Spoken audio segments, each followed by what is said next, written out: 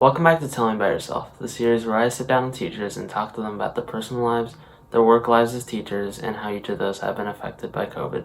This week, I talked to Mr. Hagmann, who is teaching physics in his first year at Carlmont. Tell me a bit about yourself, and especially since you're a new teacher here and haven't really met any of your students face to face. I grew up in Palo Alto, just on the peninsula, and so I've lived in the Bay Area my whole life, except when I went to college on the East Coast in Pennsylvania. So overall, I've always kind of enjoyed school and teaching and the kind of the interactions you get to have with students. Obviously, greatly limited by distance learning this year. Always enjoyed science, hence being a physics teacher. Kind of was drawn to education away from academic science because of the interactions with students. How many times have you physically been at Carlmont as a teacher?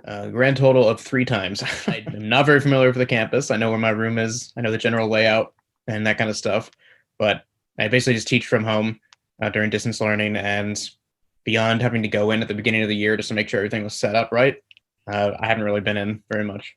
What's your favorite application of physics in everyday life? Good question.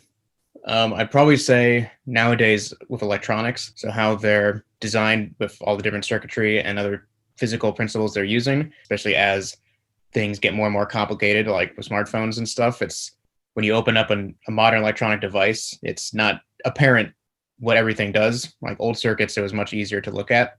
Like picking apart a World War II radio, if you know anything about circuits, you can basically figure out what everything does.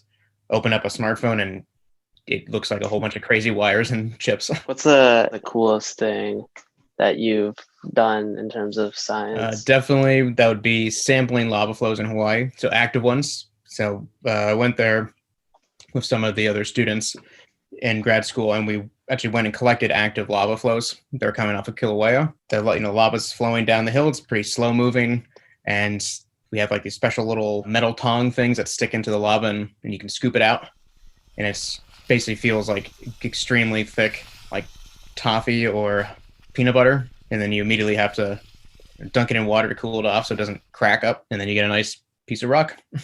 If you were to speak to a flat earther, how would you prove to them with science that the earth is round? Well, there's a lot of ways that if you stand on a mountain, you can see further than you can when you're on flat ground.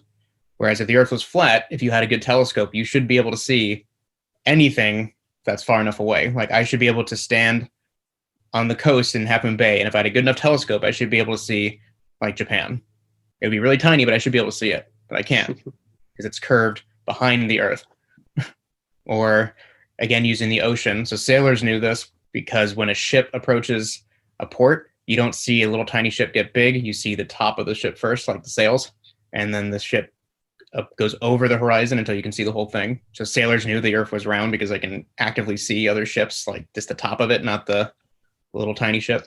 That's pretty interesting, actually. Yeah. And the last thing was, if you had any like words of wisdom. I would say, this is going to sound probably tacky, but just, make sure you do something for yourself every day. Like don't get stuck into this world of you're just on your computer doing homework and Zoom all day. Like actually disconnect and do something for yourself. And that might mean there's a homework assignment that you turn in late.